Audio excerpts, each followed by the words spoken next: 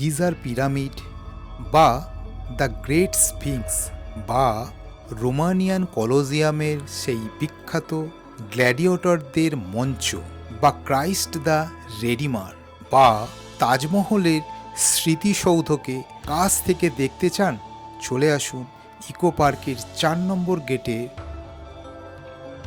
Toy train এবং বিভিন্ন activity, খাওয়া দাওয়া এবং ভরপুর আনন্দ। ইকো পার্ক নিউ টাউন তথা কলকাতার প্রধান আকর্ষণ, যা সুবিশাল জায়গা জুড়ে একটি দ্বীপসহ বিশাল জলাশয় রয়েছে। মাত্র 30 টাকাতে আমরা বিশ্ব দর্শন করব। কিভাবে তা সবটা বলবো, ভিডিওটা দেখতে থাকো।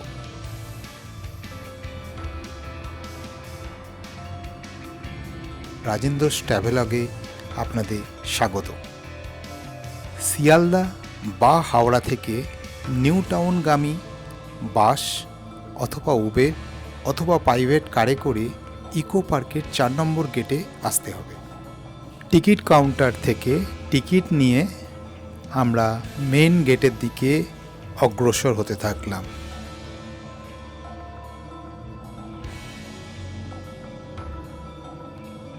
টিকিট পড়েছিল 30 টাকা পার পার্সন।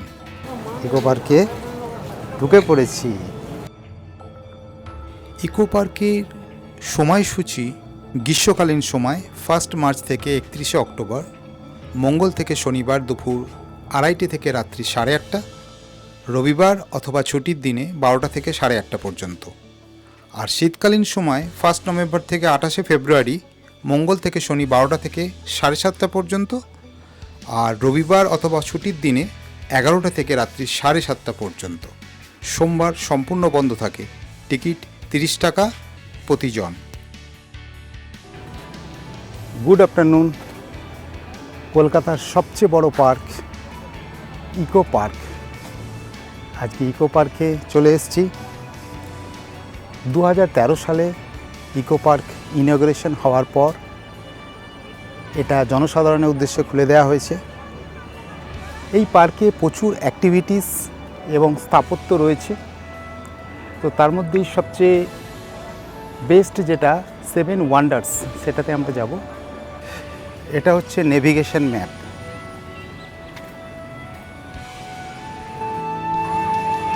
দারুণ সুন্দর পরিবেশ।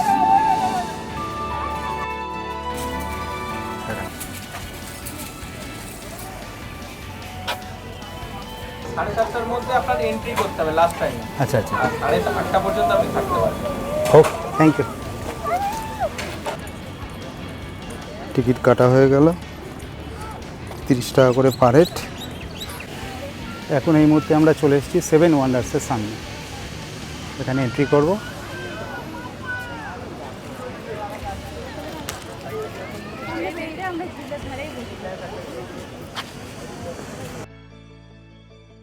প্রথমেই দেখলাম মিশরীয় সভ্যতার গিজার দ্য গ্রেট পিরামিড এবং স্ফিংক্স, যা একটি সিংহের শরীরে রাজকীয় হেডড্রেসে সজ্জিত মানুষের মাথা।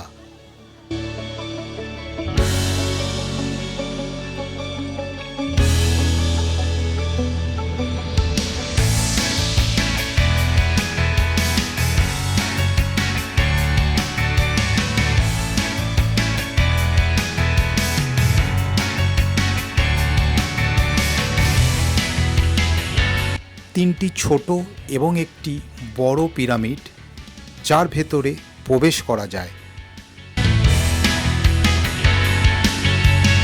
চারিপাশে খেজুর গাছ দ্বারা বেষ্টিত। পিরামিডগুলি যেন মিশরীয় সভ্যতাকে কাছ থেকে দেখার সুযোগ করে দেয়। তারপর ডান দিকে একটু এগিয়ে পেলাম আর এক আশ্চর্য, দ্য রোমান কলোজিয়াম। এটি বিশ্বের সবচেয়ে বড় এম্পিথিয়েটার, যা গ্রিনিজ ওয়ার্ল্ড রেকর্ড ধরে রেখেছে। বিভিন্ন প্রদর্শনী এবং প্রতিযোগিতার জন্য প্রস্তুত করা হয়েছিল, যা রোমে অবস্থিত উপবৃত্তাকার ছাদবিহীন মঞ্চ।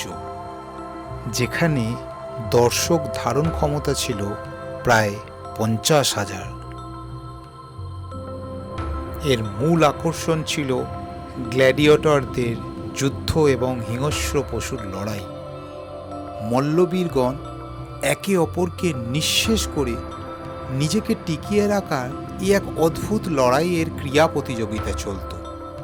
এমনকি হিংস্র জীবজন্তুর সাথেও লড়াই হতো। কক্ষের ভিতরটা দেখতে দেখতে মনে হচ্ছিল যেন আমরা রোমের সেই পৃথিবী বিখ্যাত গ্ল্যাডিয়েটরদের প্রতিযোগিতার মঞ্চে।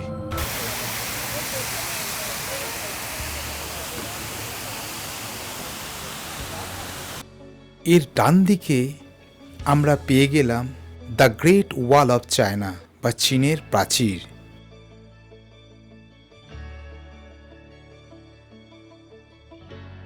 বৈদেশিক আক্রমণ ঠেকাতে কুন এবং মিং রাজবংশ এটিকে তৈরি করেন। এত সুন্দরভাবে এটা ডিজাইন করা হয়েছে, মনে হবে যেন সত্যি চীনের প্রাচীরের ওপর দিয়ে হেঁটে চলেছি। বিশ্বের এই সমস্ত ইতিহাস প্রসিদ্ধ স্থাপত্যগুলো যেন ইকো পার্কের বুকে এক লাইভ প্রদর্শনী।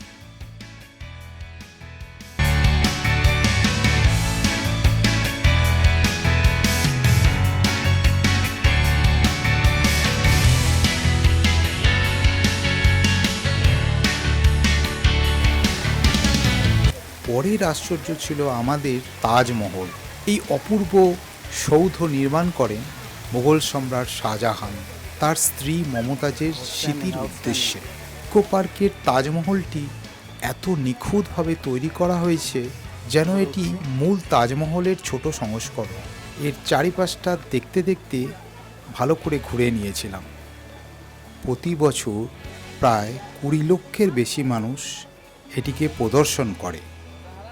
2007 সালে এটিকে বিশ্বের 7ম আশ্চর্যের তালিকাভুক্ত করা হয়।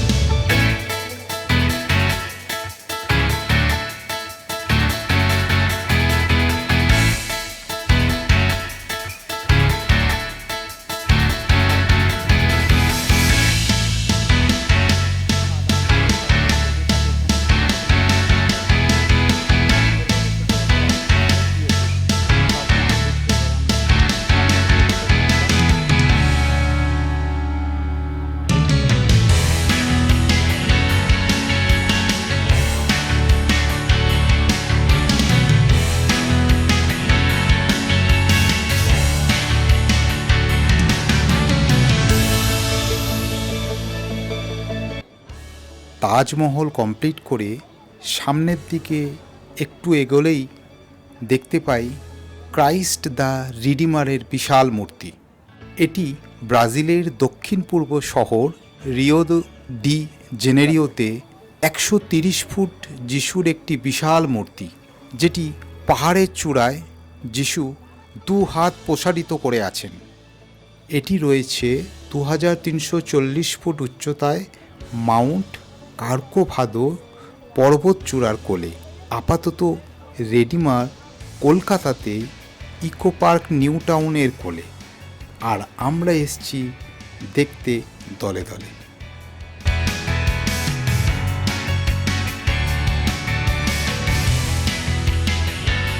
আর এক আশ্চর্য হল জর্দানের পূর্বে পাহাড়ের পদতলে অবস্থিত পেত্রা নগর, যা অত্যন্ত সুন্দর এবং সুরক্ষিত দুর্গ ছিল।